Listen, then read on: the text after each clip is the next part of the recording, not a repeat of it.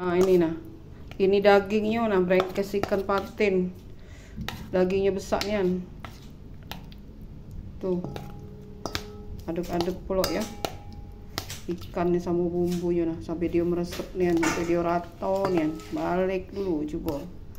Nah, dalamnya kita isi juga dengan bumbunya banyak ya.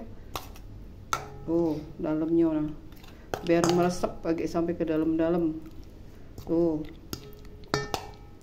rata kenian ya bumbunya nih. Bumbu banyak cak ini lah, bikin brengkes Palembang nih lemak nih, brengkes ikan patin nah. Dunia ada minyak-minyaknya kalau ikan patin ini lemak nih tuh. No, coba isi lagi nah. Nah, nih. Dah, kita bungkus dulu dengan daun pisang ya. Kukus sampai matang ah. Tuh.